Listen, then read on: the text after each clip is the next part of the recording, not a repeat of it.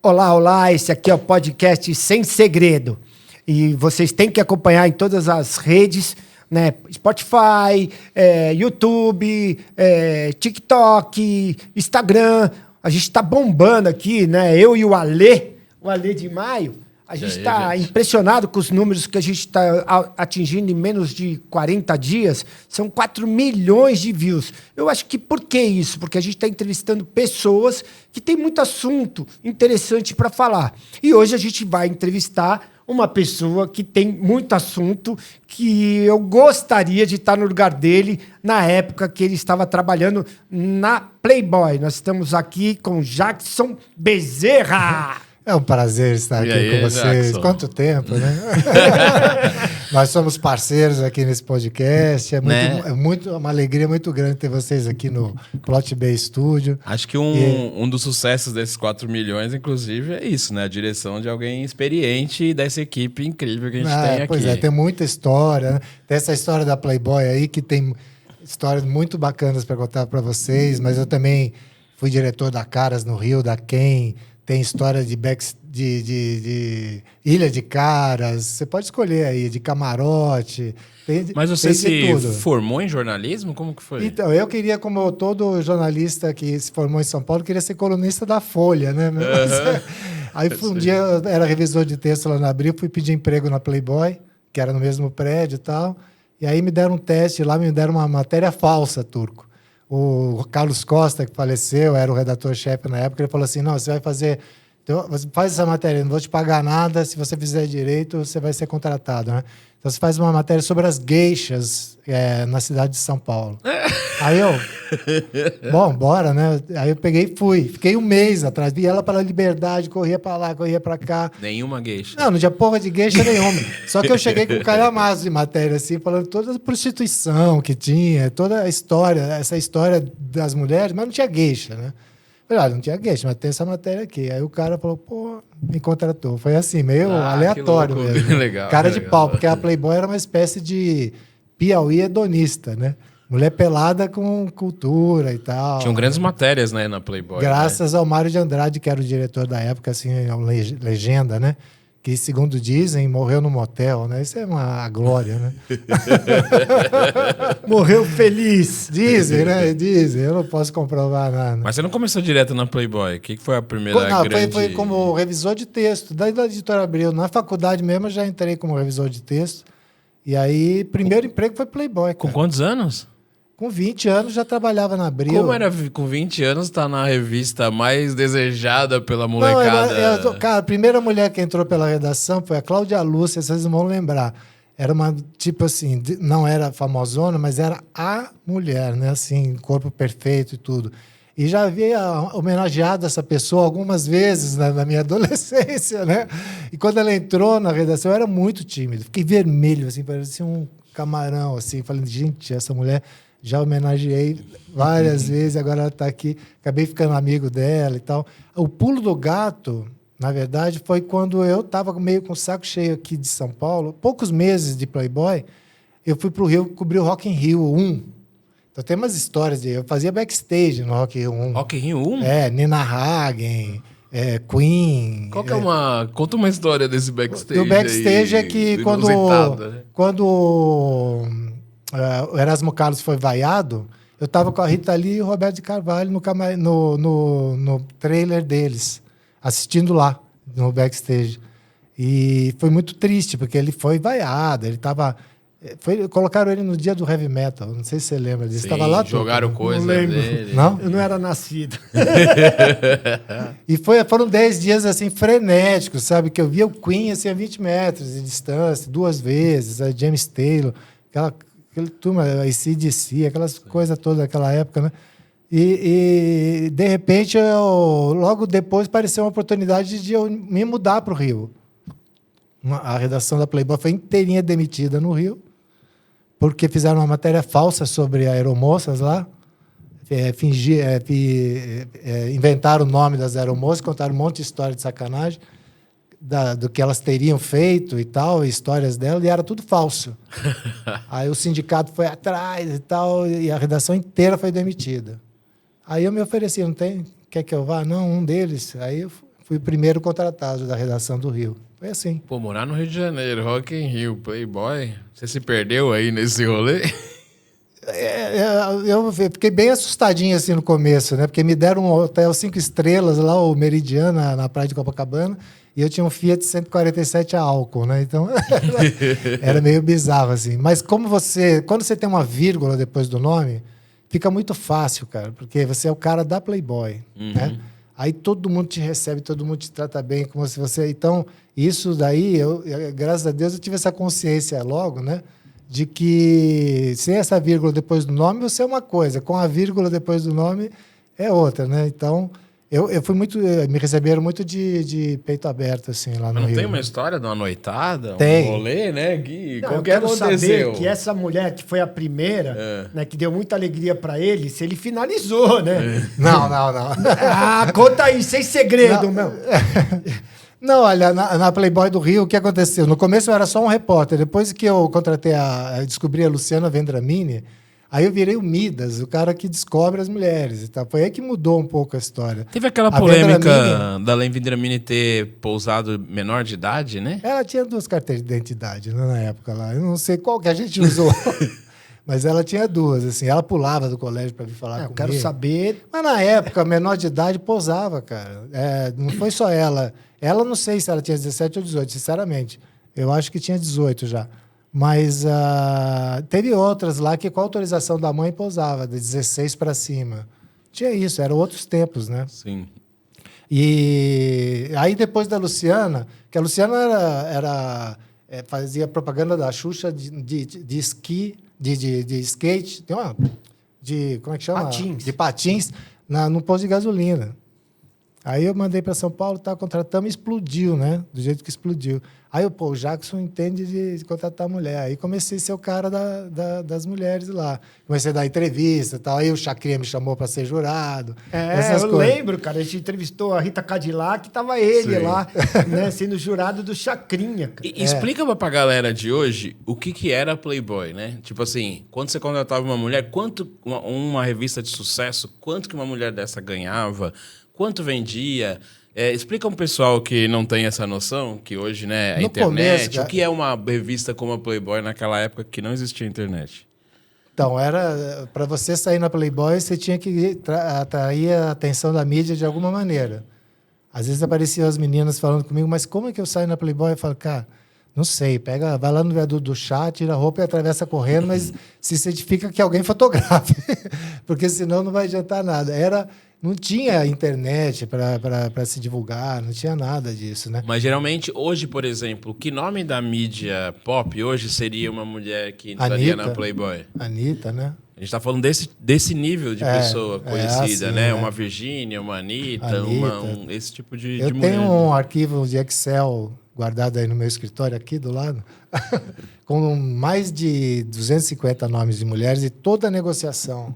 Como é que foi, como é que não foi. Qual foi o recorde? Desde aquela Carolina Dickman. Isso. Carolina Dickman fala, nunca aceitei posar para Playboy.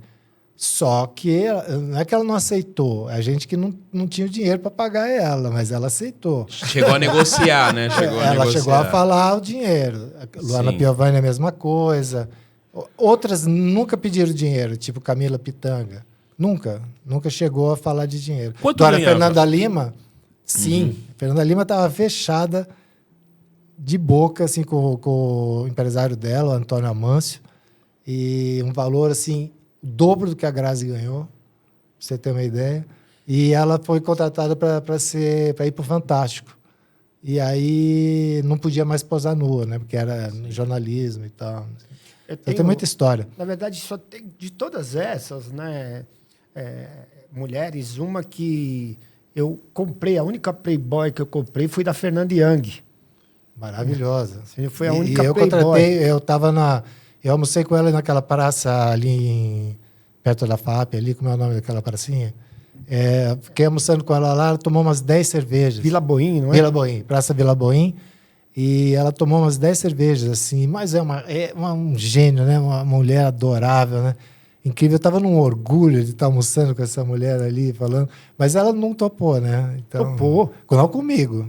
Então, mas o que eu Eu acho sei... que não, ela não posou, não, topou, Fernandiane. sim. É? Ela topou. Ela fala pra mim que topou, que ela acabou saindo na Playboy. Mas não foi. Nessa conversa que eu tive com ela, não foi fechado. Eu participava daquela parte bem mais mundana da Playboy, assim, que era Rio de Janeiro, né?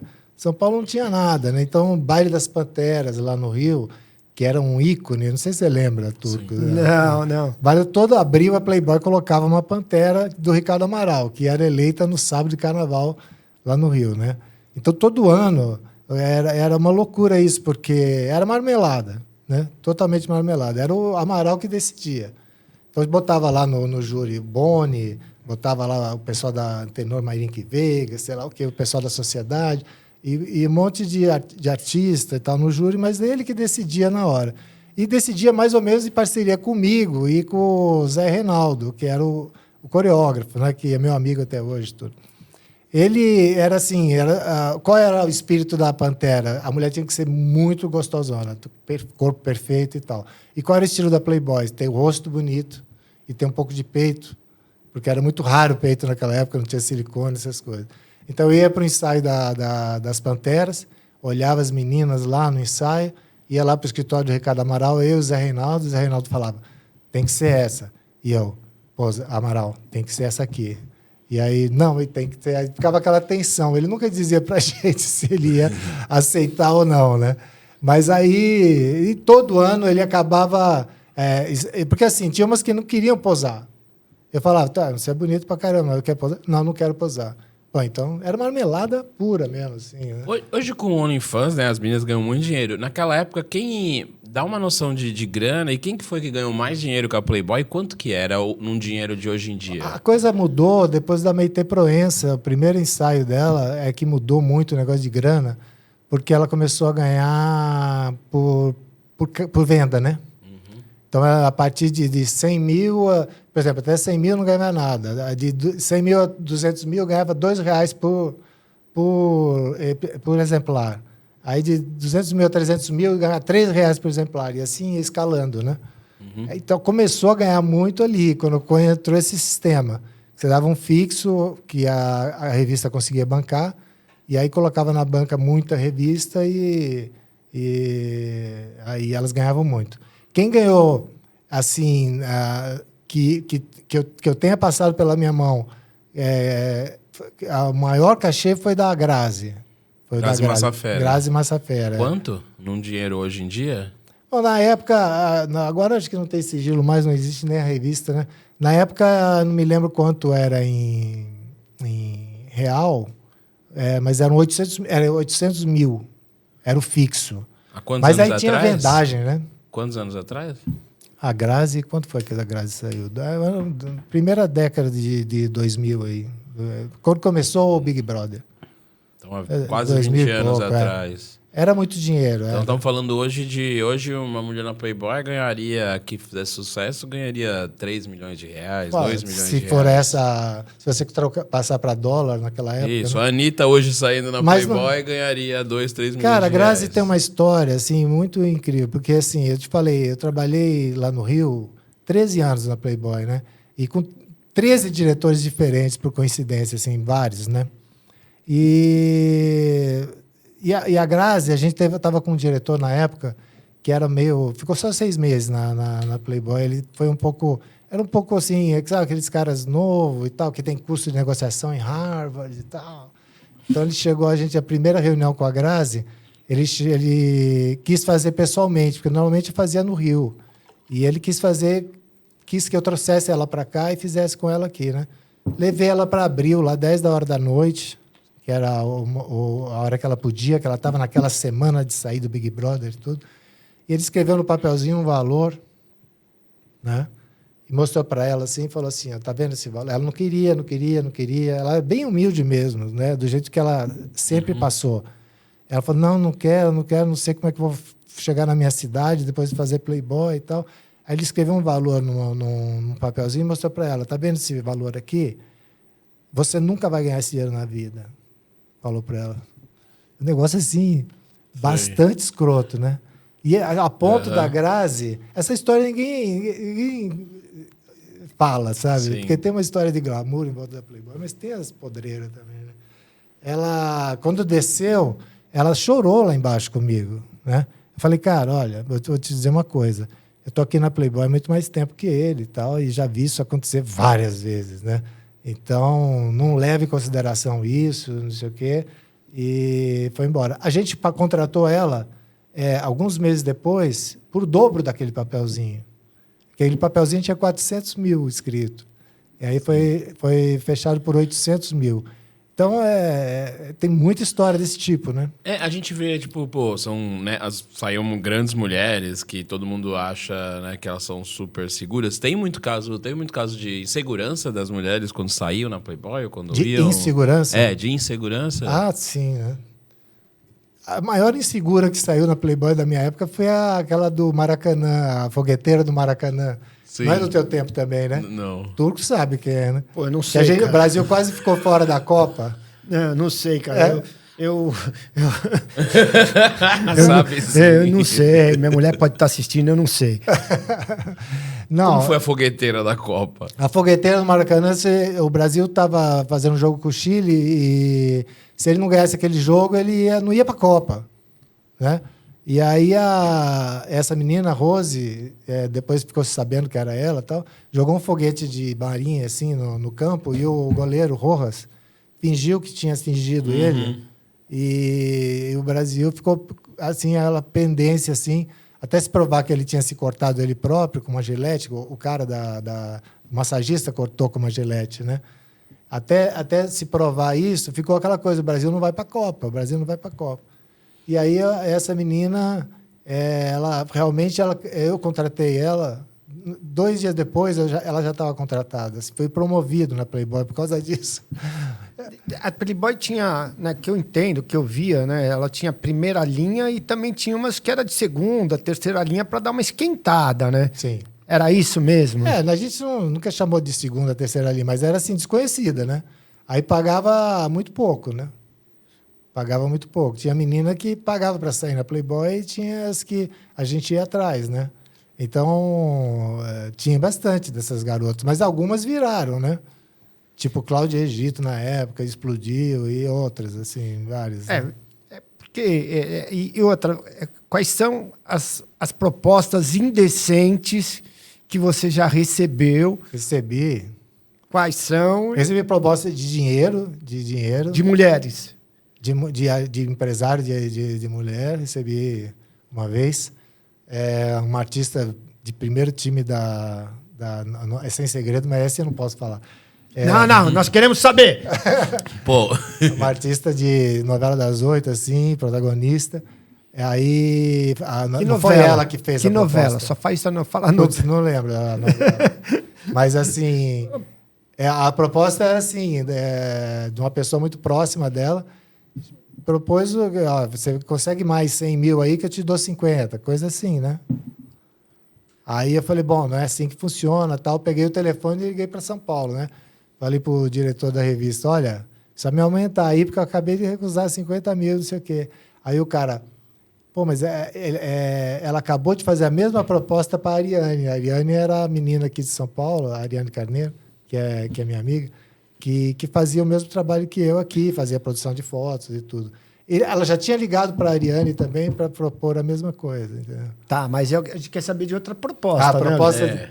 Não, tinha proposta assim, a menina falar assim, para quem que eu preciso dar para sair na Playboy? Né?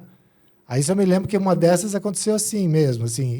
E assim, o pessoal fala assim, pô, Playboy é um lugar escuro, cheio de luzes e tal, não sei o quê. Eu trabalhava aqui, estava a Cláudia Moda ali, a revista L ali, sei lá, a Nova do lado, todo mundo do lado ali, assim, né? Não, mas eu quero saber as propostas que você quem recebeu do teste do sofá. Para quem eu preciso dar para sair na Playboy? Isso eu tive uma vez explicitamente isso aconteceu lá. E eu falei assim, cara, olha, na época era o Mário de Andrade, o diretor, me lembro muito bem.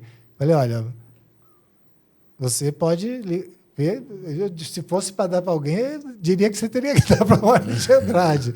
Mas eu acho que corre o risco de você conseguir o intento, mas não sair na Playboy. Então é melhor você ficar comigo mesmo, e aí eu já não garanto que você vai sair mesmo, então pronto. Porque a gente não garantia, né? Não garantia nada. Então, o Turco, você quer que eu conte? Mas, na verdade, eu era o cara, assim, o cara que fazia a coisa certinha, arrumadinha, sabe? Claro que se vou te mostrar as fotos que eu tenho, eu posso mostrar aqui, botar um recorte aqui com as fotos que eu tenho. Pode. Vai aparecer muita coisa bacana. E você era casado nessa época? Você acredita? Então, eu já não tô acreditando. Você acredita? Pô, é sem segredo e o cara tá dando nó na gente, cara. Eu não acredito.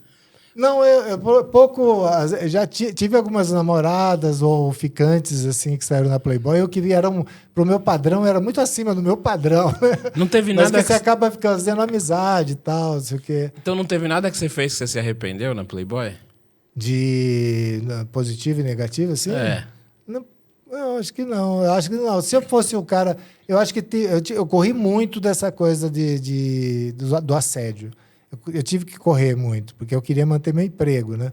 Então, isso acontecia bastante, principalmente na primeira fase que eu trabalhei na revista, que foi lá pelos anos 80/90, né? Depois voltei em 2000, até 2007, eu estava lá ainda, né? Essa primeira fase tinha bastante, porque eram meninas desconhecidas, né? Essas que dão em cima da... Aconteceu de ter na porta do meu prédio. De eu chegar em casa e estar sentada na recepção. Então... O que você veio fazer?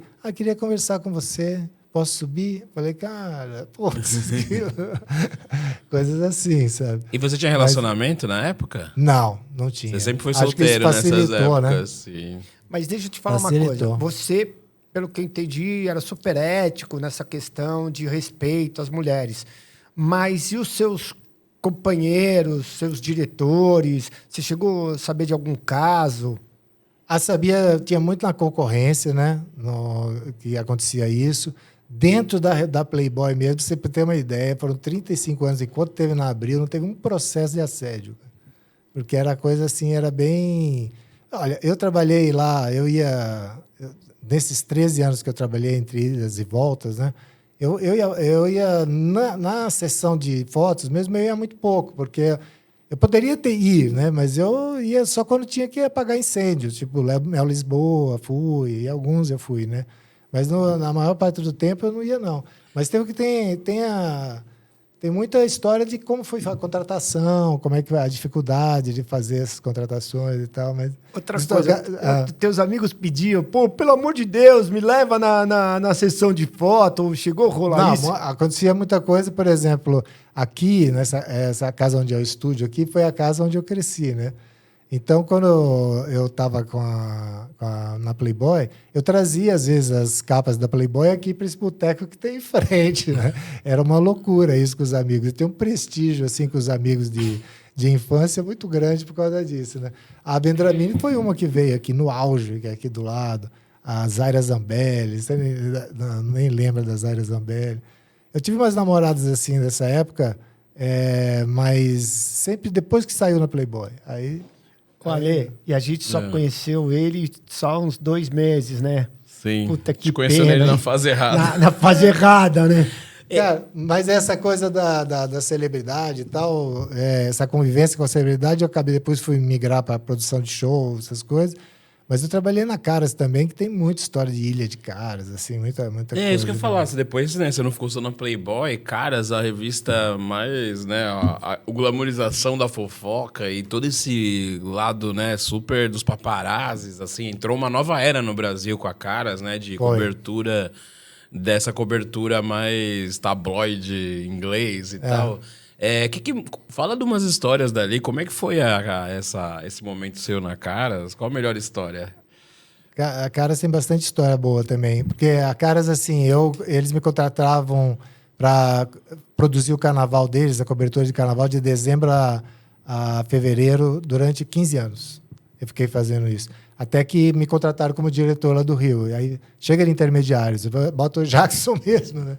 Aí eu virei diretor lá. E aí, como diretor do Rio, você é responsável pela Ilha de Caras, pela produção ali de cobertura jornalística da Ilha de Caras. às vezes da Caras, né, Caras Bariloche, Caras de Nova York e tal. Então, nesses bastidores de eventos da Caras, tem muita história legal também, né? Porque eu, por exemplo, ele era diretor da Caras, então, se bagasse um bangalô daqueles de artistas lá, quem ficava era o diretor da revista do Sucursal do Rio, né? Então, era aquela mordomia, uma delícia e tal. Só que quando tinha artista lá, lotando os bangalôs, e você não tinha que dormir, você também não podia sair da ilha. Aí eu dormia com mais 8 caras, no mesmo quartinho com banheiro coletivo, né? Esse era o lado... Era terrível. Mas tinha muita coisa de ego, né? Muita coisa difícil, assim. Sim, era, né? Gerenciar esse tão desejado pelos artistas. Qual era o seu critério ali? O gerenciamento era muito difícil, porque assim, eram 3 semanas de estúdios de ilha só, que você espalha pelo ano inteiro. Então, o público tem a impressão de que a ilha é permanente, né? Sim. Então, por sábado, tinha lá 40 artistas dando entrevista, às vezes. 10 equipes de produção, com fotógrafo espalhado pela ilha, e eu lá coordenando a porra toda, né? Então, dava muita briga, porque insatisfação, às vezes, dos artistas. Qual o artista mais chato que passou pela Caras? Nossa Senhora. Chato pela Caras, cara. Quanto mais famosos, mais difíceis, né? Queremos nomes. Queremos nomes. Alanis Morissette. Para com isso. Vamos parar a entrevista, Ale? Vamos parar a entrevista. Alanis Morissette foi... A mais chata da Caras. Foi por causa da empresária. A empresária é chatíssima, assim. 6 meses de negociação para levar ela na ilha. E aí, helicóptero para Alanis, helicóptero para empresário, diferente. O da Alanis voava na chuva e voava de noite. O da empresário era aqueles esquilinhos que era permuta. Então, mas a mulher era muito chata, né? Então, a gente não conseguia chegar perto da Alanis por causa da empresária. Então, o fotógrafo, inclusive, para tirar foto da Alanis, tinha que contar até 3, né? 1, 2, 3, e aí clicava. Não podia clicar sem falar 1, 2, 3, né? E a mulher no pé. Mandou afastar todo mundo. Só pude ficar eu, mais um assistente e o fotógrafo perto para fotografar. Coisa bem chata, assim, né? É difícil. Imagina, com uma estrela da mundial, né? Agora, aí começou uma ameaça de chuva, a empresária teve que ir embora. Falei, olha, teu avião, teu helicóptero só voa aqui agora. Se for mais um pouquinho, você vai ter que voltar de van para o Rio, né? Ela para São Paulo, que ela estava em São Paulo, falando, não, então eu vou embora. Foi embora. Aí a Alanis ficou que nem peito no lixo. Ficou solta, sentamos na areia, conversando, pegou o jet ski, sumiu com o jet ski, tive que mandar os caras ir atrás para achar a Alanis Morissette. Então, acontecia muita coisa assim de bastidor, né? Teve briga já? Briga, teve. Quem brigou? Teve uma assim que eu lembro que eu estava presente, foi o Marcos Paulo, com o marido da Luísa Tomé, que era atriz da Globo e tal. E a Luísa Tomé levou a filhinha dela, acho que era filhinho, pequenininho, 5 anos, assim, e o Marcos Paulo levou um cachorro desse tamanho para a ilha. Coisa que a gente não permitia, mas levou, aí artista, diretor da Globo, né? Tá bom, pode levar. Só que em vez de ele segurar esse cachorro, ele deixou o cachorro solto na ilha. Aí o cachorro derrubou a filha da Luísa Tomé. E isso não sai em lugar nenhum, porque a Caras é super chapa branca, né?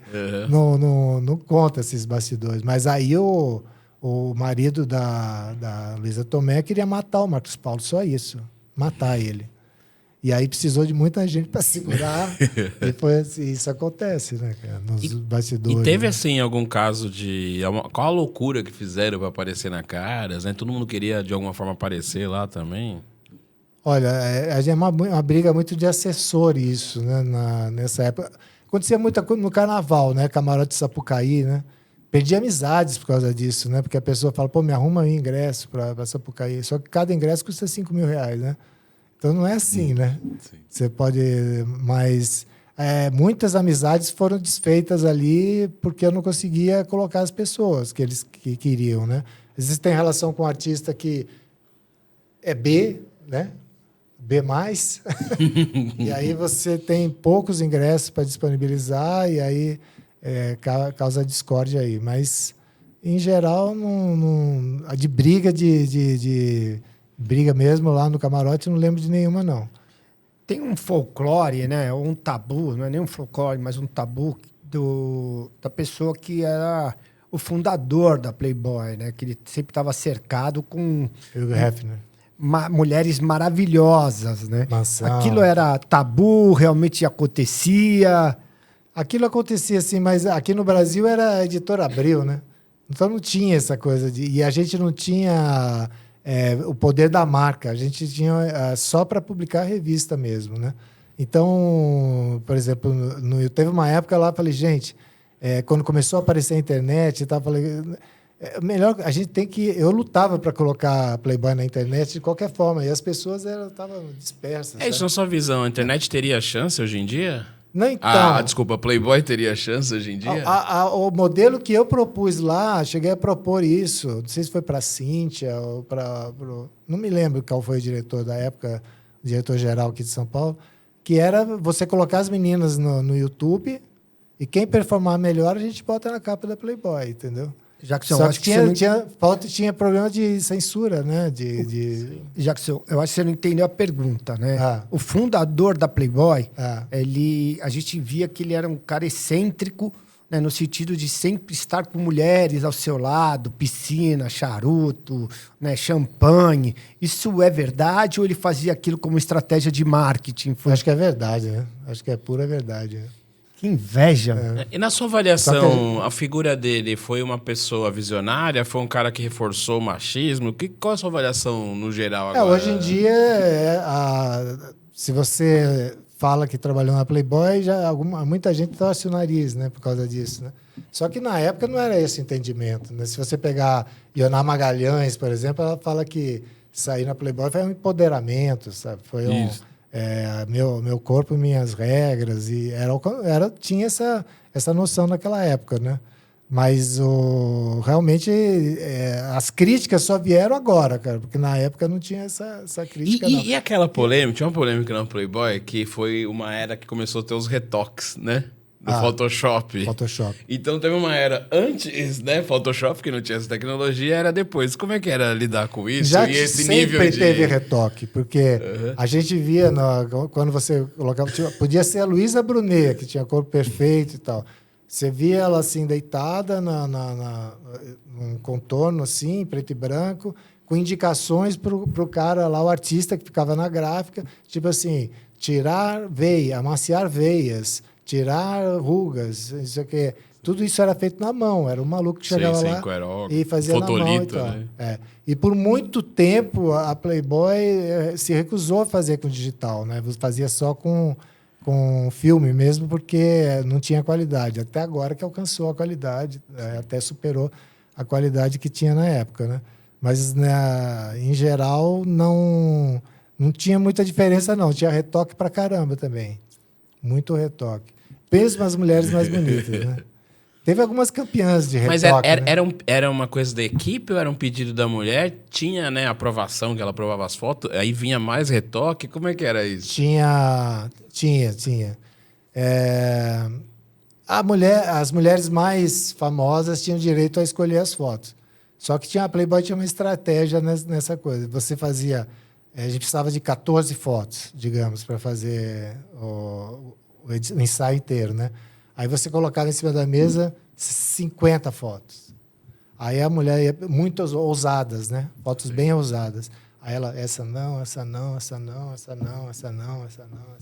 A hora que ela via tirar aquelas que a gente queria, mas você já tirou tanta foto. Ainda vai tirar essa, né? Então, fazia essa negociação para poder ficar...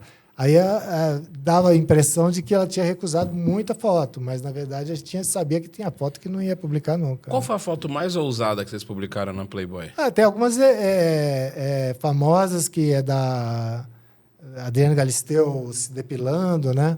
Teve uma da Vera Fischer, que foi bem engraçado, porque a Luma ia fazer a capa de janeiro. Né? Tem uma boa história com a Luma também. A Luma de Oliveira ia fazer a capa de janeiro e o Ike Batista pediu para retirar a capa, né? Ele não quis mais que ela posasse. Ela estava com o Ike, né? Da Xuxa, ela chegou a pousar para Playboy? Não, a Xuxa não.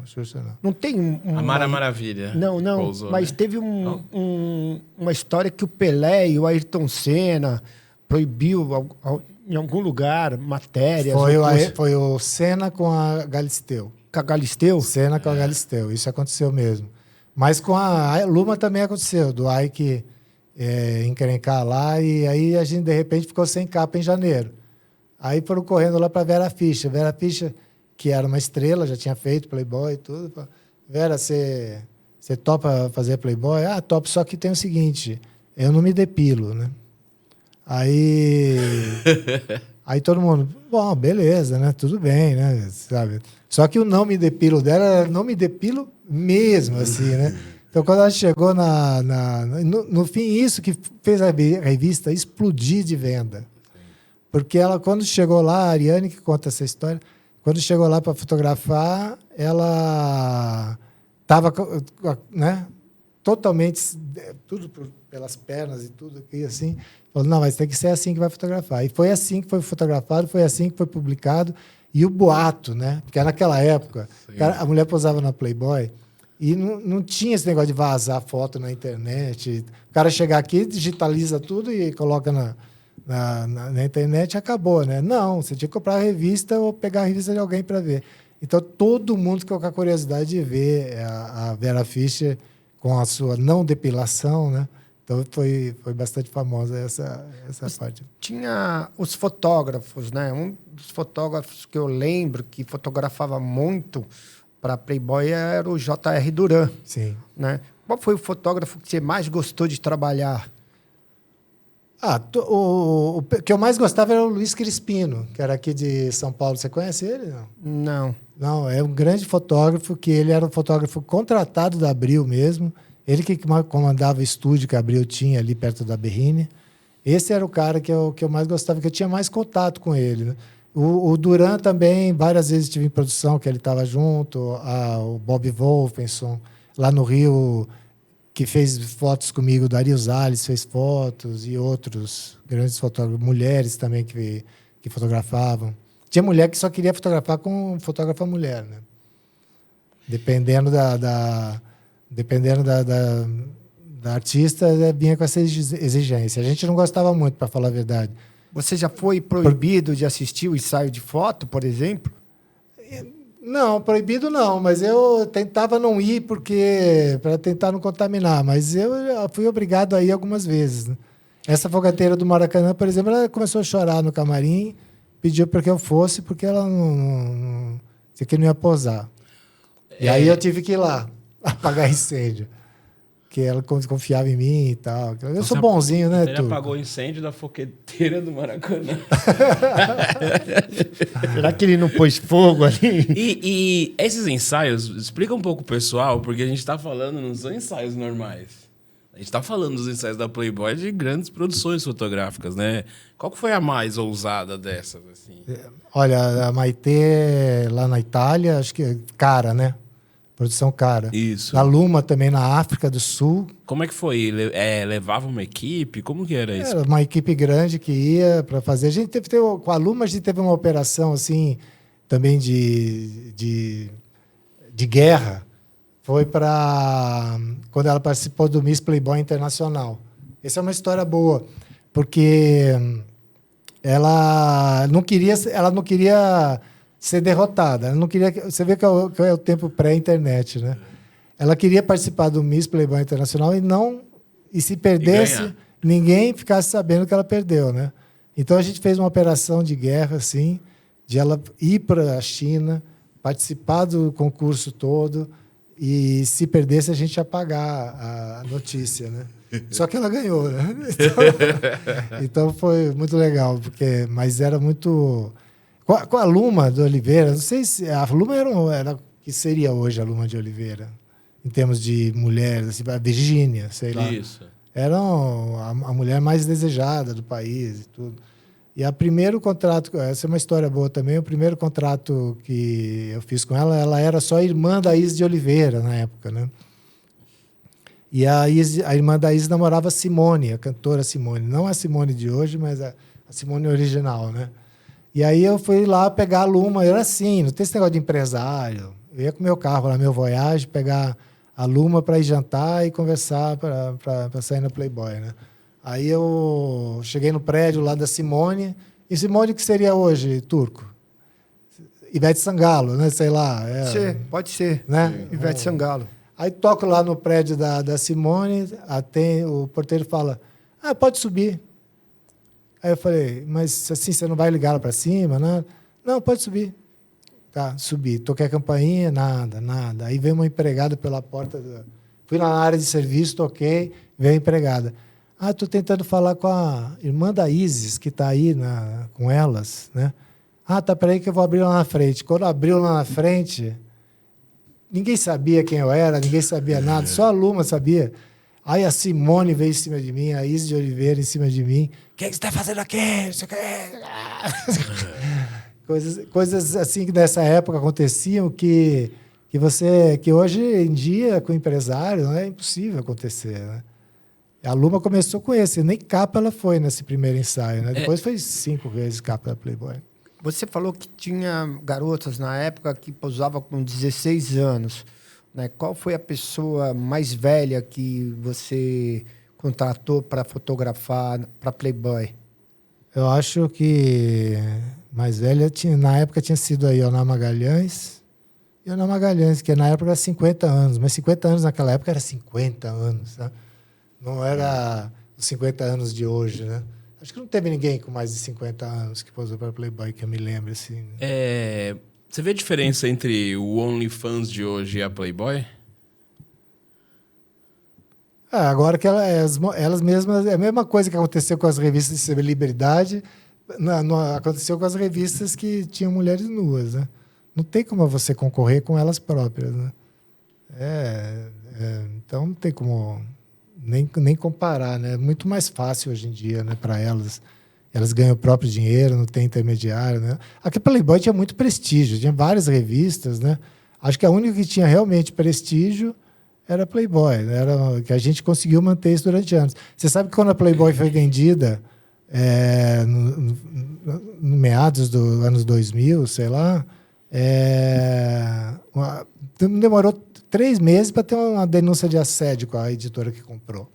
Isso, eu publiquei em uma das últimas edições da Playboy, eu fiz um quadrinho sobre o poliamor. Então eu entrevistei vários trisais e a gente fez uma história, publicou uma história na Playboy em quadrinhos sobre o poliamor, né? E a Playboy era muito conhecida por essa cuidado, né, com a arte gráfica, com uma qualidade gráfica muito grande. Cada edição tinha muitos artistas, né?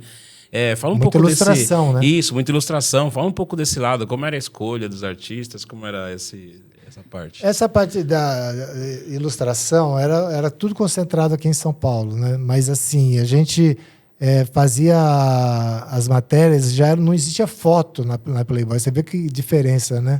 Para você seria um mercado total, né?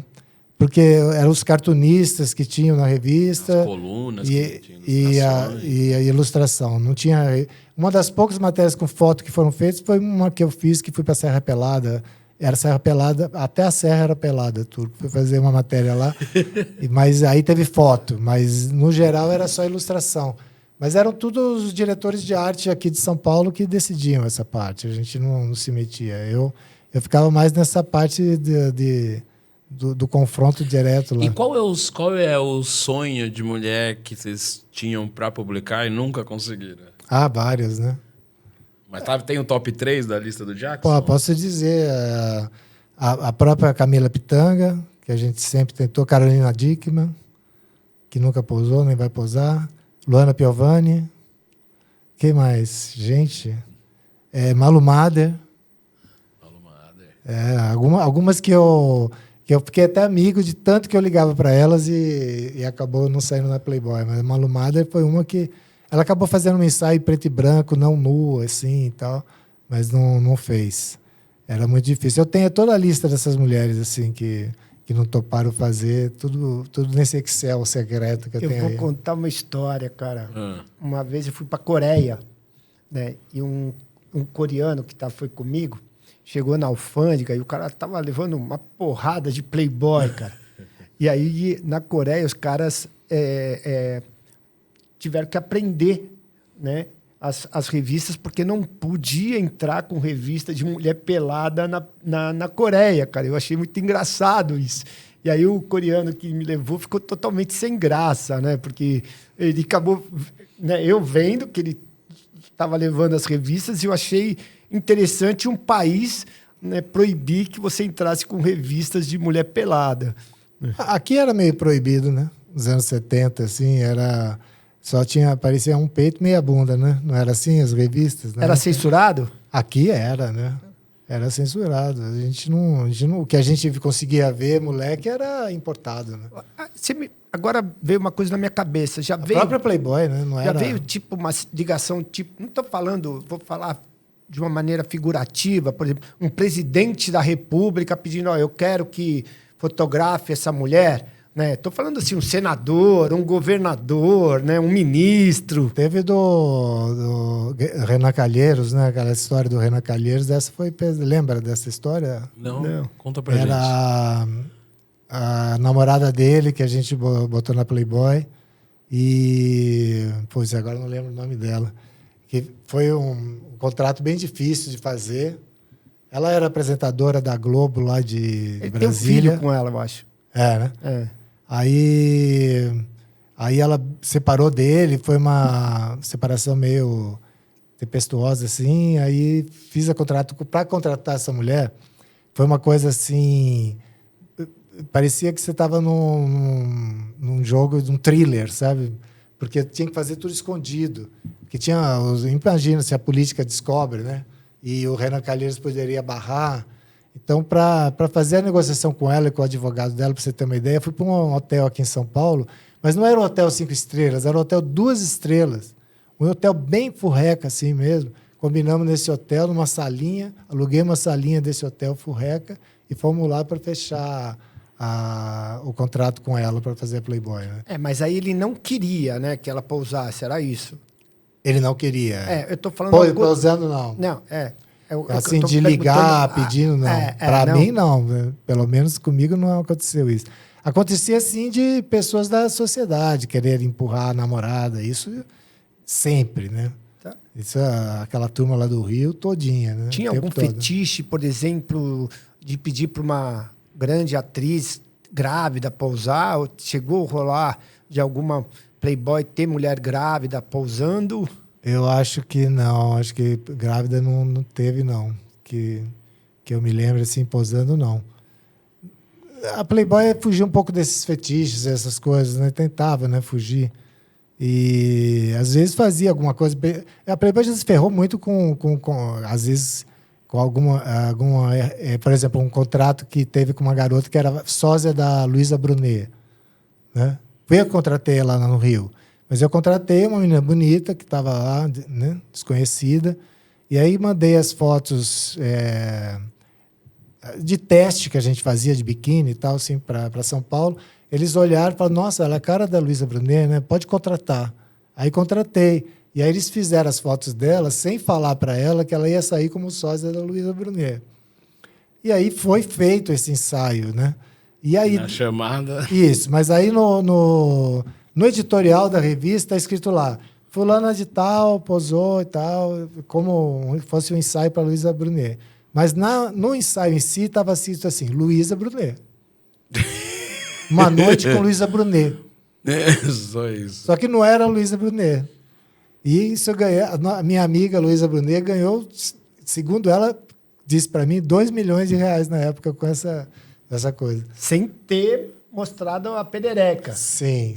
Beth Faria, Cláudia Hanna, é da sua época. E essa foi uma também? menina que eu namorei, Turco, já que você gostaria de essa sósia da Luísa Brunet. Eu namorei. Agora começou a ser segredo. Sabe o que a gente devia fazer? Né? Ter deixado o Fabrício ontem entregar um pouquinho, né, do bagulho que ele tava. Aí ele ia fumar né? E aí ele ia falar, né, contar os segredos que ele não quer contar pra gente, viu, Ale? Não é que não tem muito mesmo. Não, olha a tua cara, meu. Você tá vermelho, cara. Você é branco, você tá vermelho. Olha a tua risada de... algo. Não tive muito, não. Teve alguns casinhos, né? Isso é normal. Eu era solteiro, né? Tava tranquilo, né? Falaram que você tinha um monte de gente apaixonada por você quando você foi jurado do Chacrinha. Ah, não.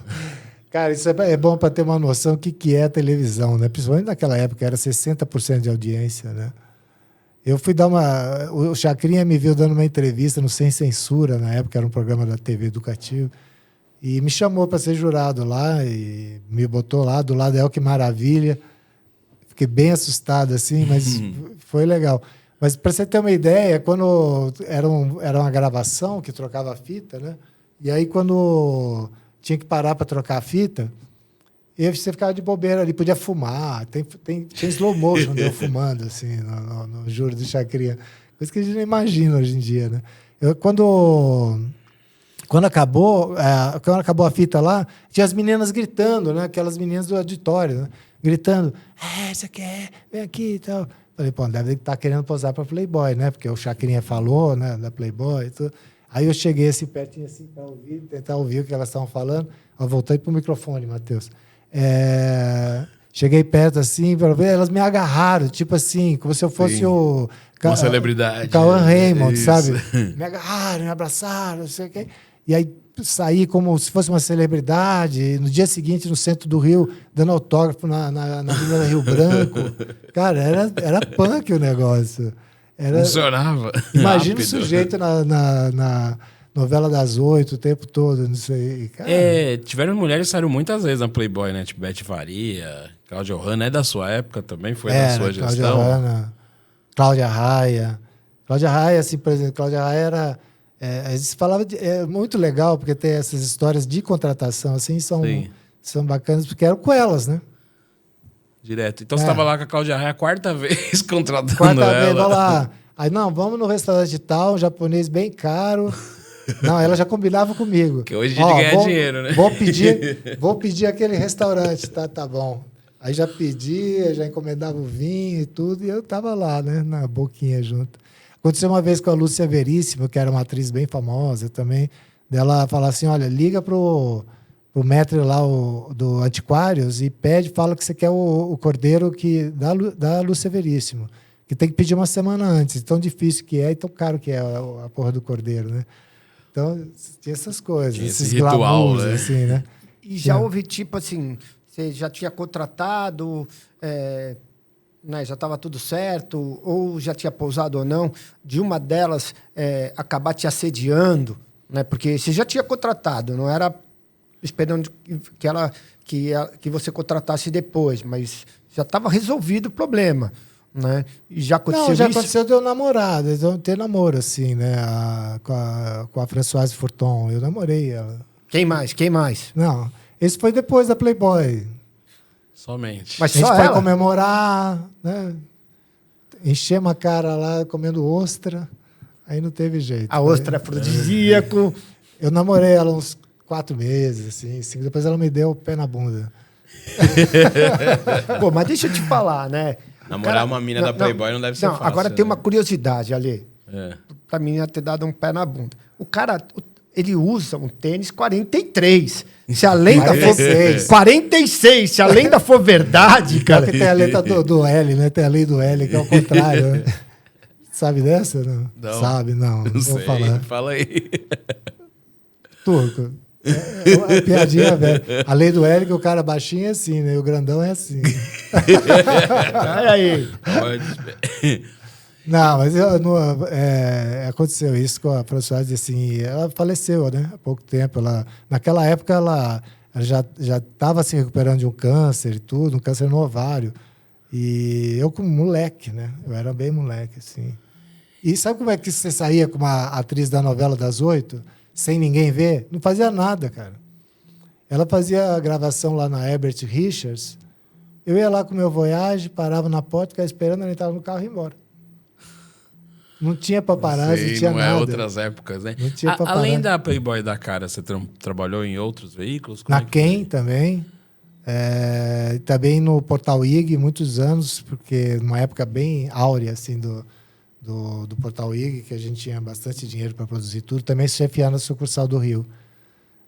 A coisa E tem alguma passagem desses lugares que Sim, você relembra, assim? Sempre tem, cara. Agora, no IG, por exemplo, teve uma história bacana. Que o pessoal do Crepúsculo, os 2 atores do Crepúsculo vieram gravar. O Crepúsculo foi gravado aqui no Brasil, né? Sim. E aí, você vê como é que funciona. A gente tinha que cobrir a gravação do Crepúsculo lá em Angra, né? E a gente queria ser o melhor possível, porque é uma guerra de internet já. Estava numa fase que o IG estava muito poderoso, né? Aí chegou o diretor aqui de São Paulo, era o Luciano Suassuna. Ele me disse, bom, a gente precisa fazer melhor que todo mundo, queremos fazer essas fotos, queremos vender para o exterior. Aí eu falei, olha, a gente já está lá, estamos com um barquinho pequeno, que era uma ilha que eles estavam locados, né? Então, um barquinho pequeno, tá a agência lá, a Genews, todo mundo junto. Nós não vamos conseguir fazer nada melhor com eles, a não ser que você invista uma grana aí. Vamos investir uma grana, se me dá uma lancha que dê para dormir, a gente reveza, fica 24 horas e tal. Aí foi assim. A gente alugou uma lancha lá que a diária era 20 mil para poder conseguir fazer os caras. E aí o Jorge Magaraia, fotógrafo espetacular para esse tipo de coisa lá no Rio, ele invadiu a ilha, a gente colocou ele no cantinho, com medo de arriscado levar um tiro na cabeça. Colocamos ele lá no cantinho da ilha, ele se infiltrou pelo mato e fez umas fotos dos atores principais jogando xadrez e tudo, não sei o que virou o mundo. Se você jogar no Google hoje, você vai ver essas fotos. Está lá o crédito do IG. E nessa... Então, assim, dá para você fazer as coisas, né? Se você tiver... na Ilha de Caras, uma vez, também, a gente contratou dublê para poder... Para quê? Enganar a imprensa, né? A gente levava os artistas famosos, aquele Zac Efron, ele foi lá na ilha, e aí eu contratei, inclusive com o Serginho da Elite, que morreu agora, outro dia, contratamos 2 dublês, que era ele e a atriz. Sósias, E aí a gente queria fotografar na areia da Ilha de Caras, né? Mas era impossível, porque estava um mar de fotógrafos assim em frente, fazendo com objetivo e tudo. Então a gente não tinha como fazer. Aí a gente contratei esses 2, aí a gente pegou um guarda-chuva da Caras gigantesco assim. Teve uma hora que falou, tudo coordenado, falei, agora sai. Aí eles saíram, o guarda-chuva protegendo, entramos numa lancha e fomos embora. Aí todos aqueles 10 barcos que estavam em frente da Ilha de Caras saíram correndo atrás. Aí vocês ficaram livres. Saíram correndo atrás e eles saíram e fizeram uma foto na areia da revista. Tinha muita coisa assim, cara. Teve algum desse lance de paparazzi, né? De pegar fotos não autorizadas e tal. Teve algum artista que reclamou? Alguém que... Como é que era isso? O próprio Magaraia. O Magaraia, quantos anos que a gente não se fala? Estou falando de você aqui agora. Se não me engano, foi ele também que ele, para fotografar a Carolina Dickmann, ele entrou dentro de um latão de lixo na praia e pediu pro lixeiro colocar ele do lado da Carolina Dickmann. Então ele levantava o capô da coisa para fazer a foto. Então, tinha muito dessas coisas, né? Era um planejamento de guerra, né? A gente tinha 5 motoristas na recepção, assim, o tempo todo, para poder sair correndo para correr atrás. Isso na Caras, né? Deixa eu te falar, você viveu esse grande momento, né? Chacrinha, autógrafo, Playboy. E quando você não trabalhava mais lá, né? Como foi isso para você? Quer dizer, o telefone não toca mais, né? Eu senti isso, por exemplo, quando eu perdi a eleição, né? Não tocava para falar que foi engano, assim, entendeu? Como que foi isso para você? Foi interessante porque foi da Ken, né? A Ken acabou, na verdade a edição impressa da Ken ainda é forte no digital, né? Mas a edição impressa da Ken foi acabar. E me avisaram 2 meses antes. Olha, ligaram para mim e falaram, a revista vai parar de ser produzida dali 2 meses. E eu comandando uma redação no Rio e não podia contar para ninguém, né? Foi meio difícil, assim, né? Sim. E no último dia fui lá demitir um por um e depois eu anunciei que eu estava demitido também. Foi bem assim. Mas aí eu me aproximei de uma produtora de cinema do Rio, a EH Filmes, da Elisa Tolomelli, que é produtora executiva do Central do Brasil, Cidade de Deus, e me tornei rapidamente diretor de conteúdo dessa produtora, porque eu comecei a estudar roteiro junto. Fui estudar roteiro. Então, na verdade, eu não saí muito desse time aí, porque eu vou nas festas da produtora, é Lília Cabral, é Miguel Falabella, não sei o quê, entendeu? Eu saí um pouco, mas, claro, eu tenho ainda a vírgula da EH Filmes, depois do meu nome, né? E virei roteirista. Então, eu trabalho escrevendo e meio que assessorando outros roteiristas nos projetos que tem com a produtora. E aí eu resolvi abrir o estúdio. Foi isso. E que vocês agora trazem artista toda semana para cá. Eu não consigo me livrar desse estigma. Não tem, tanto que você vê, chega artista aí que há anos eu não via, né? Então, pá, não sei o que. Hoje mesmo está vindo um aí que eu já conheço também. Então, mas é realmente isso, Turco. Quando eu saí da Playboy a primeira vez, eu era tratado que nem um rei no Rio de Janeiro. Era tratado que nem um rei. E aí, quando eu voltei, aí ficasse a década de 90 inteira só produzindo show. Show. Quando me chamaram para voltar para Playboy em 2001, quando eu tinha que me apresentar para as pessoas, aquela pessoa que me puxava o saco, eu tinha que me apresentar, oi, sou fulano, sabe? Sei. E 2 minutos depois estava me puxando o saco de novo. Então... viver no mundo muito das aparências, estar na Playboy? Eu acho que essa coisa era a Playboy foi muito, muito forte para mim, assim, porque era muito forte a Playboy. Sim. Agora, o glamour mesmo era Claras, né? Que eu fui jantar com o príncipe Albert II. Como é que foi esse dia aí? Essas coisas, Eva Green, entrevistei Eva Green, né? Isso, conta um pouco desses 2 dias. Não, assim, pelo que foi visto na revista, é tudo glamour, né? Mas ninguém conta que o fotógrafo foi comigo e esqueceu o smoking, né? Então, eu cheguei em Mônaco... Porra... Aí não entrou. Não, então, aí... Você acha que existe alguma loja para alugar smoking em Mônaco? Que tem essa pobreza lá? Não tem essa pobreza lá. Todo mundo tem seu smoking, né? O que eu faço, cara? Aí saí procurando um alfaiate. Aí fui lá, passei a cidade inteira lá em Mônaco. Olha só, em Mônaco... procurando alfaiate. Achei um alfaiate, o cara pegou lá de um cliente, paguei uma grana altíssima para o cara, deu uma remendada e deu para o fotógrafo para a gente fazer. E foi assim. Então tem esses glamours que realmente, se você bobear, você se deslumbra, né? A hora que você vê se está na casa não sei de quem, tá, não sei, tipo Cláudia Raia, aí do celular... Eu frequentava a casa deles, entendeu? Então, aí você começa a achar que você é o celular e você é a Cláudia Raia e ferrou, né? Não é, Turco? É isso. Mas eu passei um pouco por isso, né? Bem menos, talvez, que você, mas é bem estranho, assim, quando você convive com as pessoas, né? E você tem uma relação muito próxima e depois você não é convidado nem pro batizado, né?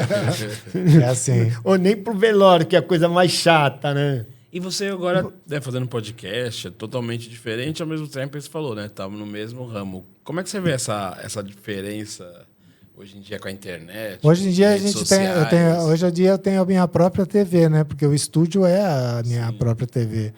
Então, eu tenho alguns projetos pessoais de fazer aqui. Ainda não coloquei em prática, mas quero colocar. Um dos projetos que eu tenho é um que eu vou até falar. Será que eu posso falar o nome aqui? Depois alguém vai copiar? Já falou aí? Se não, copiar, vou falar. Tem o bagulho registrado. Não, eu quero... É isso. Eu quero fazer um que vai se chamar Pais Transformados. Que eu sou pai de uma menina trans. Uhum. E aí eu queria fazer esse podcast Pais Transformados. Tem um joguinho de palavras, sim. Trocadilho aí de trans e transformado.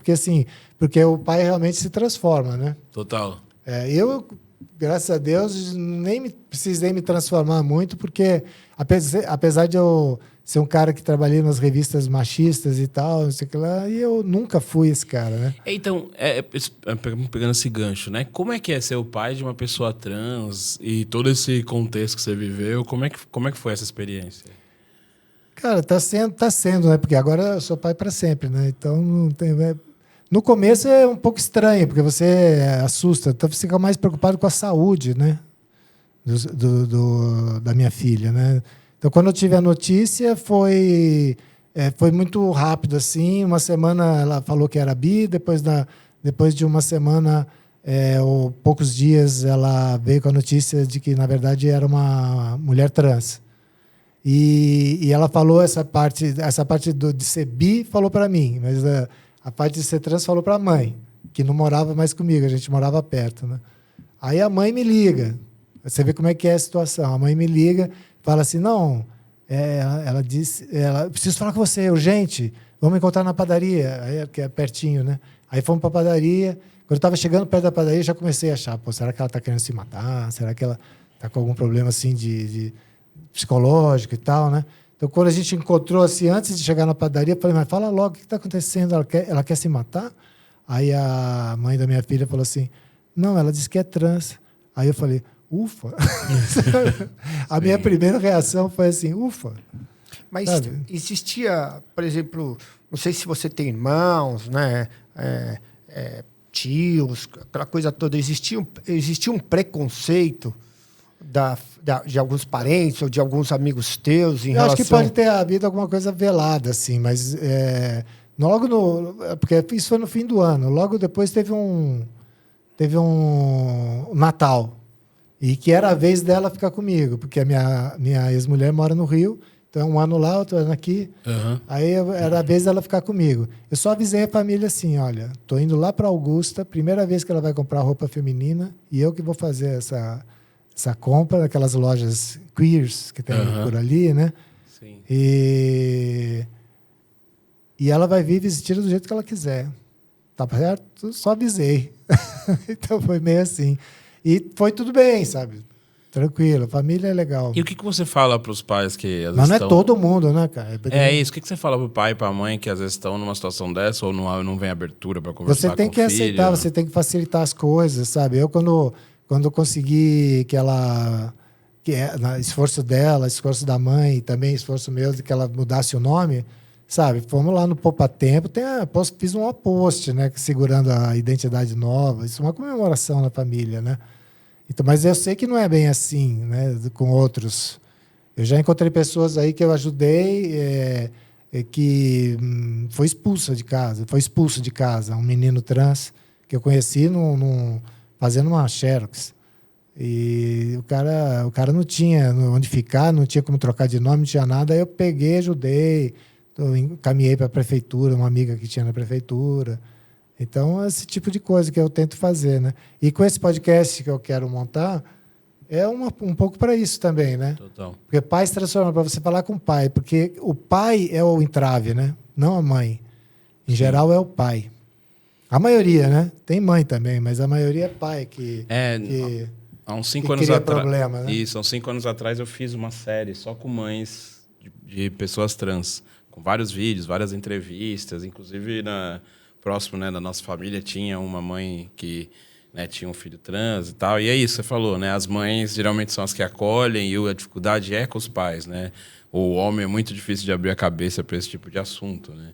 Você se pegou, assim, no primeiro momento com algum questionamento? O que foi, assim, que você acha que... Não, porque eu já sabia que eu realmente eu já comecei a lutar pelo lado dela. O que houve de problema foi o seguinte, que ela estava indo para Vancouver estudar cinema, a gente já tinha pago metade do curso, que tinha que pagar adiantado, e ela resolveu, da noite para o dia, tomar hormônio. Aí, o hormônio, quando há uma transição de menino para menina, ela é, salvo algum engano, né, gente, pelo amor de Deus, tem mais problemas médicos do que da menina para o menino. Então, a progesterona e tal, isso pode causar trombose e umas coisas assim. Uhum. A gente tinha essa informação, não sei se ela é 100% verdadeira hoje, mas na época a gente tinha essa informação. Então, eu falo, cara, como é que você vai para Vancouver e vai começar a tomar hormônio ao mesmo tempo lá sozinha? Então, a gente ficou assim, não, até que chegou um momento, ou você vai para Vancouver, ou você faz a transição, começa a transição aqui, né? E ela optou por ficar, cara. Sim. Optou por ficar. Então, é isso. Você tem que fazer o que é... Tem que estar ajudando sua filha, né? É uma outra pessoa, não é você, né? A gente vive num país que mais mata pessoas trans ou travestis, né? E eu acho horrível viver num país que a gente ainda tem esse tipo de preconceito, né? Assim, E tem, né? e tem, né? Para mim é muito complicado, é doloroso, né? De você saber que uma pessoa rejeita a outra pela escolha que ela tem. Eu tenho um caso, né, de uma amiga minha que mora na praia, que o pai, depois, quase velho, resolveu ser trans. E aquilo criou um trauma para ela enorme, né? Assim, pô, agora meu pai vira mulher, ele é meu pai ou minha mãe, né? E pôs peito, né? E eu falava para ela, cara, ele te preservou até onde ele pôde para não ser feliz. Agora ele quer ser feliz. Exatamente. Né? Agora e o que a gente quer tem a ver feliz, com isso, né? Sim, total. E você que está errada, né? E ao mesmo tempo, não tem uma coisa, não tem com a outra, mas ao mesmo tempo esse mundo, né, que falta respeito, que falta tolerância, né, que não entende que a pessoa quer ser feliz do jeito que ela quer ser feliz, né? E eu acho que esse programa, né, esse podcast que você vai fazer vai ser muito útil para a sociedade, vai ser muito útil para as pessoas entenderem que a felicidade delas está na maneira que elas vivem. E se for só uma sugestão, né, que você traga os pais também, né? Assim, você traga pessoas, né, para elas entenderem isso, porque a gente entrevistou aqui a Isa Silva e ela me deu uma lição, né? Deu uma lição para a gente Sim. de como foi a transformação dela para ela não sofrer tanto. Ela deixou um pouco... Sim, ela aguardou o momento certo, né? É. Para ela primeiro ascender na profissão e depois... É isso. Ela teve um sangue frio, né? Mas ela, é isso, ela né? Ela deixou, às vezes, de ser feliz por causa dos outros. Né? Sim. É muito legal isso. E, sim, a minha filha é muito inteligente e tal. Quando ela ficou meio perdida, assim, sem saber o que fazer, né? Ela estudava cinema, largou cinema e foi estudar gastronomia, se formou. Aí não quer trabalhar com gastronomia, agora se formou em produção de jogos digitais. E aí tá com uma namorada trans também, a Tainá, e que é designer. Então as duas estão já... A minha empresa, Plot B Produções, já coloquei uma linha a mais lá no CNPJ de produção de jogos digitais. Minha filha é sócia da empresa. E então a gente fica ajudando, fica indo para frente. Esse podcast, inclusive, ela aceitou participar da produção, da pauta, tudo. Ela não quer aparecer. Respeito total. Mas eu quero chamar pais mesmo. Quero chamar pais. De preferência, pais, os homens, né? Que é para ouvir o cara que tem resistência, ouvir o cara que conseguiu superar. Para mim, a minha história é a mais simples. É aquela que eu respirei fundo e falou, é isso. Não tem conversa. Passei para defesa logo. Entendeu? Foi mais... Eu tenho essa coisa, né, o turco, eu sou na Playboy, nas coisas. Acho que dizem que pisciano é a última encarnação, então é isso. Eu já tô meio equilibrado, sou um cara equilibrado.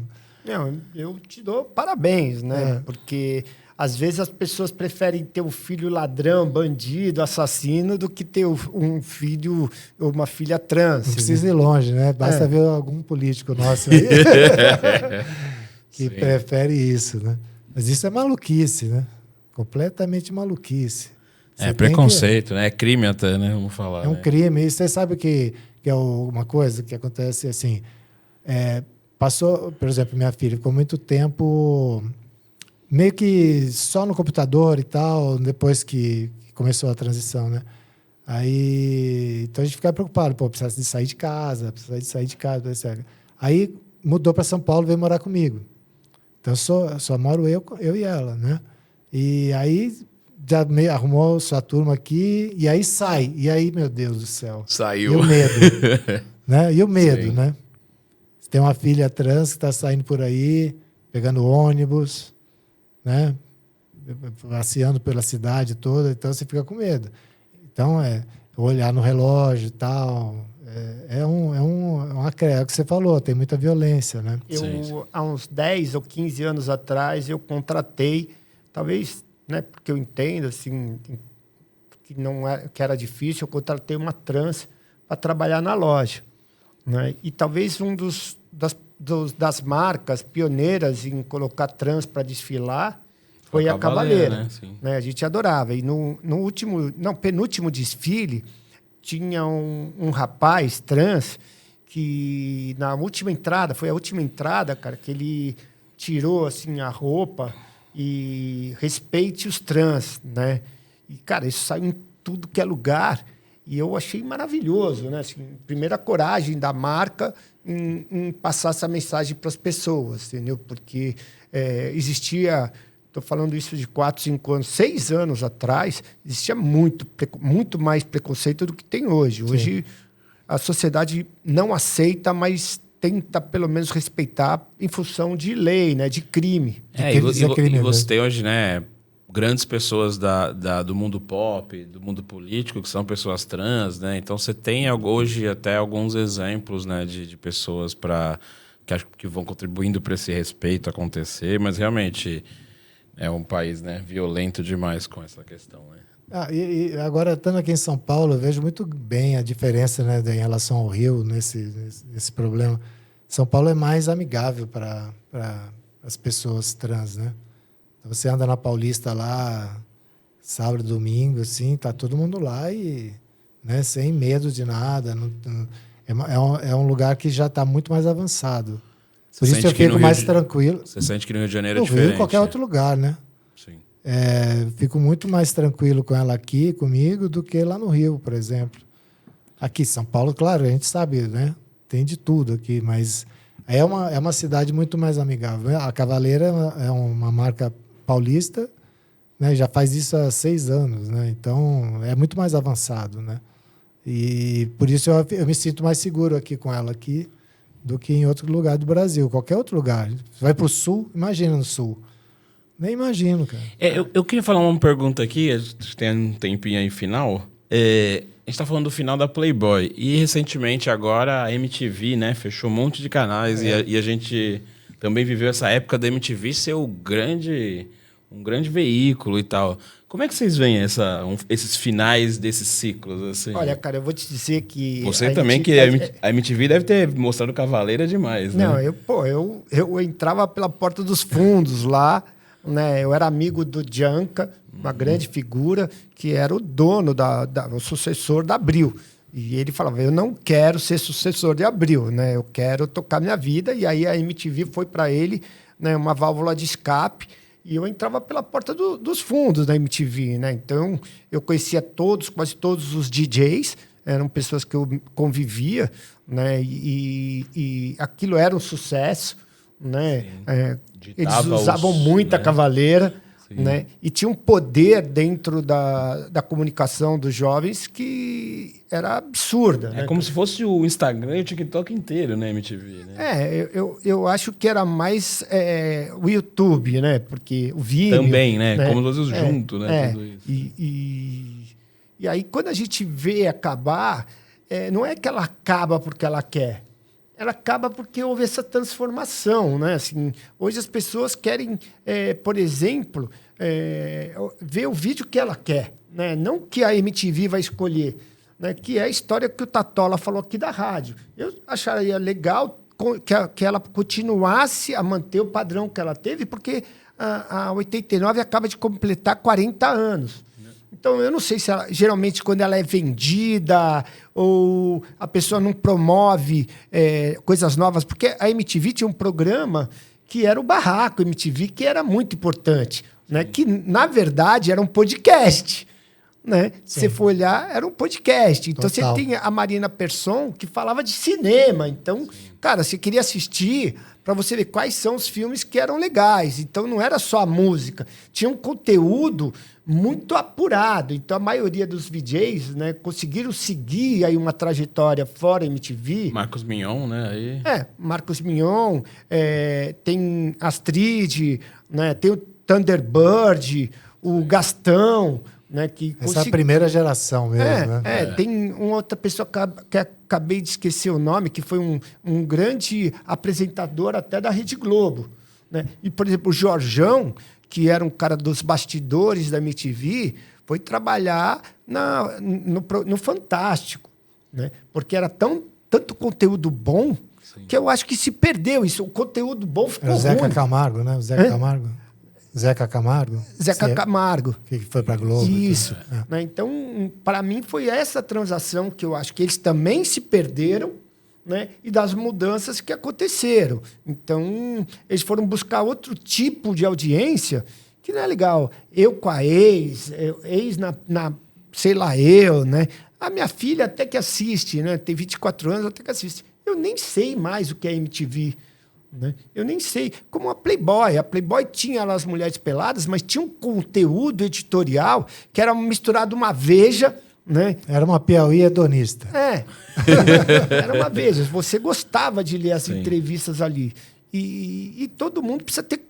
Gente, vocês precisam ter conteúdo de verdade, né? Não é essa coisa de influencer, de falar de tendência, cara. Falar de tendência, para mim, é coisa... Eu odeio a palavra tendência, assim, entendeu?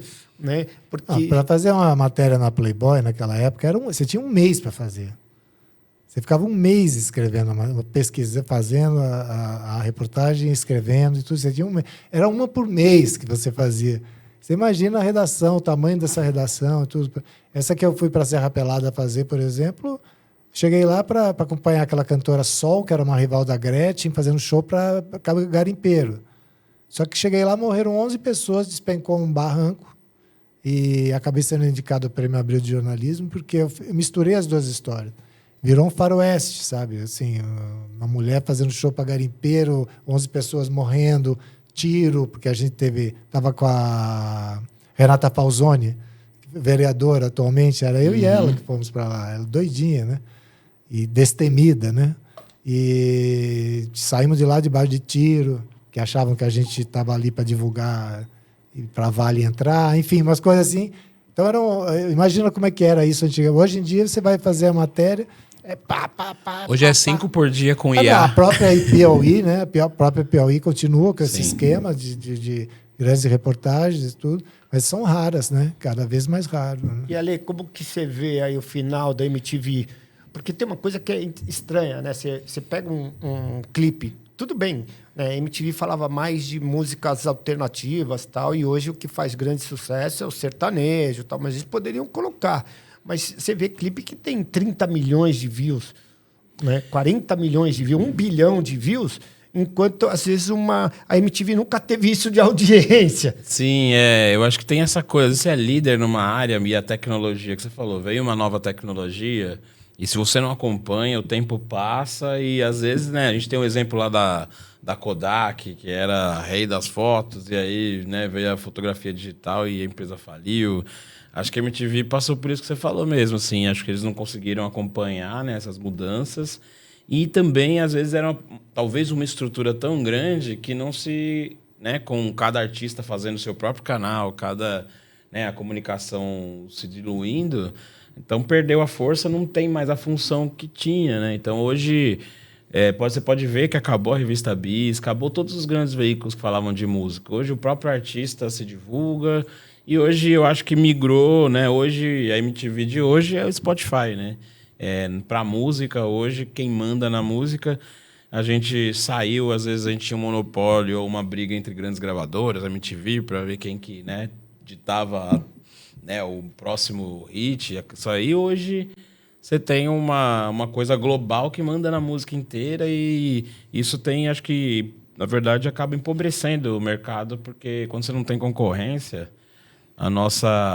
acho que o jeito de ganhar dinheiro com música, acho que piorou um pouco para hoje em dia, por causa desse monopólio em cima de uma única grande empresa que domina praticamente, hoje dita as regras, né, as tendências da música. E a ironia é que o som, o áudio, né, ele prevalece, né? Então, ele não, então você escuta no Spotify, você... No YouTube. Né? Agora a coisa... Isso se manteve. A rádio, né? Vocês acabaram de falar da rádio. Isso se mantém, né? O audiovisual ele vai mudando, né? Teve aquele choque, perdeu pro visual 100%, né? Agora você está falando do TikTok, do artista ter que viralizar primeiro no TikTok para conseguir lançar uma música. Né? Então as coisas vão muito mudando, né? Quem não acompanha é a mesma coisa de IA, né? IA tá chegando aí... Quem não acompanhar, felizmente, a tecnologia, o tempo, ele não espera, né? Então, você está falando de IA, né? A gente está falando de questões que hoje são muito faladas. Eu acredito que o IA pode ser, sim, uma ferramenta, como o próprio Jairzinho falou, quer dizer, assim, você pode pegar beats e usar, mas a música toda, ser de IA, ela não tem alma, para mim não tem alma. Né? No meu mundo, por exemplo, que é moda, a gente usa muito IA, mas a gente gosta sempre de fotografar modelos reais, né? E aí você usa o IA para fundo, né? Para ilustração. Né? Mas o que você achou de marcas que começaram a usar agora modelos virtuais? Olha, tem muita marca grande já fazendo isso e de um jeito artístico bom, como tem muita marca horrível, né, fazendo isso de um jeito horrível, né, porque às vezes não você percebe que é IA, você não tem o que eu diria, não tem muita atenção, né, não tem um artista por trás fazendo aquilo melhorar. Agora eu vejo coisas no IA, cara, que eu fico passando mal, cara, falo, meu, que demais isso. Né? E é isso, quer dizer, é o artista que tem a preocupação de estudar, de concretizar um trabalho que é maravilhoso como artista, mas ele usa um recurso que pode ajudar ele como artista. Né? Eu só tenho um pouco de preocupação com a área musical. Né? A única coisa que eu tenho é a área musical, porque, música sem alma, para mim, é pesadelo, não é sonho. Realmente. Agora, a geração mais nova, ela rechaça muito, né? Em termos criativos, a pessoa da arte, design. A minha filha, por exemplo, em games, eles têm um ódio de IA, assim, tremendo. Não querem saber, não querem ouvir falar. Eu até acho que, assim... acham tudo muito ridículo, assim, que não vai perdurar. A cabeça dela hoje é essa. Eu falo, toma cuidado. Mas isso como ferramenta, por exemplo, eu já tentei convencê-la para fazer uma programação de jogo, de repente pode facilitar. Não, sabe? É bem radical, assim, contra, né? Então, realmente, na parte artística, é meio triste saber que eles estão usando o conhecimento e a arte do mundo todo para fazer um desenho. Né? Porque estão usando, né? Mas eu acho que, como qualquer outra linguagem, essa massificação realmente de uso de IA, muita gente fala da morte, né? Até de uma parte da morte da internet, de tanto conteúdo de IA, e eu acho que são ciclos, eu acho que vai acabar fazendo isso. A nova geração já é muito mais criteriosa no uso, valoriza muito mais o fazer artesanal, né? A gente está vendo marcas de roupa que, né, o fazer artesanal agrega muito, você vê a música instrumental voltando também. Então, acho que acaba essa massificação, faz as pessoas vão acabar valorizando, acho que o fazer mais artesanal, espero, né? Aquela coisa, a TV vai acabar com o rádio, o computador vai acabar com a TV, e vamos tocando, né? Eu acho que vai ter de tudo, cara. Vai ter cara que vai massificar e vai fazer sucesso, né? Vai ter gente que fazer de um trabalho artesanal e vai agradar um público, né? É isso, assim. Como tem restaurante vegano e tem restaurante que, né, só vende churrasco, carne. Né? Eu vejo mais sucesso, às vezes, num restaurante que vende carne do que um restaurante que vende comida vegana. Mas você é um cara que acompanha as fábricas de roupa e todo esse processo industrial da roupa. E eu estava lendo hoje que a Xiaomi tá com um processo que ela fala que aí nos próximos 10, 15 anos vai conseguir substituir todos os seres humanos em fábricas. Como é que você vê essa substituição do ser humano nas fábricas hoje? Não é substituir, vai reduzir o número de seres humanos na fábrica. Você tem uma grande questão que a gente também vive um momento do país que é complexo, né? Então, te dou um exemplo. A pessoa quer pagar R$2.000 para uma mulher que trabalha na sua casa. E ela, sem trabalhar na sua casa, ela ganha 800 do Bolsa Família, né? E aí ela fazendo mais 2 ou 3 diárias, ela vai ganhar quase o dobro, né? Então, cara, assim, você não é que você vai substituir, mas você não vai valorizar a pessoa. Nas fábricas, principalmente as fábricas chinesas, que tem que ter uma escala muito grande, eu fico assustado. Eu fui numa fábrica da China de calçado, toda robotizada como se fosse uma fábrica de automóvel, cara. E aí o chinês não deixava a gente nem fotografar. Quer dizer, aqueles caras que copiavam todo mundo, hoje tem medo de ser copiado, cara. Então, é loucura. Então, assim, era uma fábrica que colava a sola, que colocava cola na sola, né? Depois esquentava a sola para colar no tênis. Como eu estava num hotel na China, e é louco, cara, porque tinha um robô que o cara colocava a mercadoria, apertava um botão, ele entregava no seu quarto, cara. Entrava no elevador com você, né? Então ele sabia o andar que o cara estava, ele sabia o quarto que ele estava, né? E eu achava... a primeira vez que ele entrou comigo no elevador, eu tomei um susto. Falei, putz, e se dá um treco, né? Dá um tilt nesse robô, ele começa a pirar aqui dentro. E você fica louco, eu tenho até isso gravado. E a China hoje, ela é uma grande inovadora e tecnológica para um pouco substituir. Porque você fala assim, todo mundo fala, tem trabalho escravo na China? Eu acho que tem na Índia. Tá? Na Índia eu vi coisas absurdas. O que acontece na China? Na China, você tem mão de obra que vem de fora, né, e vem para cá para trabalhar. Então, se ele alugar um hotel ou pegar uma casa, ele não vai conseguir pagar. Então, eles criam alojamentos. E as pessoas dormem nesse alojamento para economizar dinheiro e para trabalhar mais, né? E a lei da oferta e da procura. Não estou falando que é certo, não estou falando que é errado, mas é a lei da oferta e da procura. 1,5 bilhão de pessoas querendo trabalhar. O cara vai escolher quem paga menos, né? Então, e aí começou que o salário da China foi inviável. Começou, né, as pessoas ter que ganhar mais porque estava faltando mão de obra. E a lei é de oferta e procura mesmo, né? Então, o que eles viram?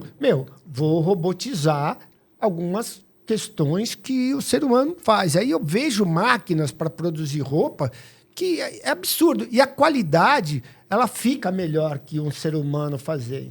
É louco isso. Fica melhor. Então, fica, cara. Então, será que a gente vai ver um futuro aí com uma grande massa que não vai ter emprego mesmo?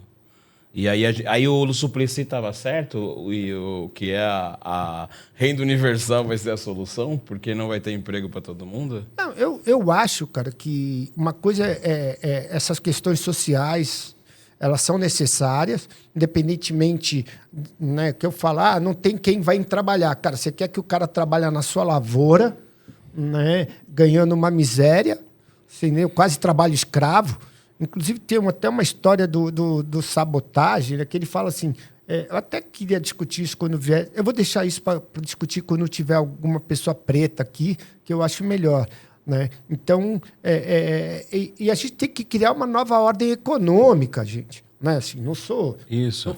Eu tenho que criar, cara. Como que o Elon Musk tem R$1 trilhão, né, com o privilégio de ter uma Starlink, e tem gente passando fome na África, né? E aí tem questões aí do governo Lula que ele começa a falar uma coisa que tem que ser reparada, né? Esses caras, essas grandes fortunas, elas têm que compensar uma camada, muitas vezes, que está sofrendo na mão do capitalismo.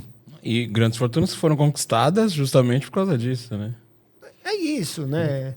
E falam que... Um dos países que tem a diferença entre ricos e pobres maiores do mundo. Do que a gente fala, que por aqui exemplo... É bizarro, né? De guerra, né? Que é um assunto... Né? Mas ninguém vê a guerra que existe na África. Eles falam de Holocausto, mas uma vez eu escutei um africano falando que teve um rei, não sei de onde, que matou 5 vezes mais gente que o Holocausto. Né? Não estou falando que o Holocausto, né, não foi uma coisa absurda. Né? Você tem várias questões de guerra. Tem o Holocausto Cigano que aconteceu. Temos uma visita aí, né, Matheus? Chegou. Acho que é o DJ 1. DJ 1. É isso DJ aí, vida tá de podcasters, chegando. né? Nosso entrevistado Abre chegou. para ele lá, pode abrir, a gente continua aqui. É isso. Tá em quem a câmera? Câmera 2 aberta, então vamos em frente. São meus pontos de Tava vista. aqui, ó. Oi. Né? São meus pontos de Nada vista. como a improvisação. Eu acho que a questão Ao vivo. de cobrar mais imposto de quem tem muito, eu acho super certo, cara. Sim. É super certo. Aí vem o lobby do Congresso, dos milionários que bancam aqueles deputados para poder coordenar as leis que favorecem eles. A gente tem hoje um Congresso que é um balcão de negócio. Sim. Né? A gente tem um Congresso que é um balcão de negócio e a gente não tem um avanço muito grande na área social, né? Que precisa ter. Entendeu? Precisa ter. Então, meu ponto de vista é um pouco esse. Eu sei que você concorda comigo. Gente, não tem... Concordo, agora sim. Não tem jeito melhor de terminar esse episódio do que cumprimentando a chegada do nosso convidado que vocês entrevistarão daqui a pouquinho, DJ 1, né? Obrigado, Jackson. Obrigado você, querido. Tamo Caramba, junto. que equipe que nós temos. Muita história aqui, né? Será que eu vou... um programa só com a nossa própria equipe. Vamos. Não, e é legal também isso, né? Porque teve programas Tem na que fazer o do Alê, porque até o Tuco já conta muita história dele, o Alê conta pouca. Mas tem o Saia Justa, né? Eu não lembro o programa que o Emicida participava, cara. Que é legal falar... Né, do que você está achando, para as pessoas entenderem como pouco as pessoas pensam, das né? pessoas que fazem esse programa. Sim. Isso aí. Valeu. Tamo junto. Falou, rei da Playboy. Valeu. Tchau. Tchauzinho.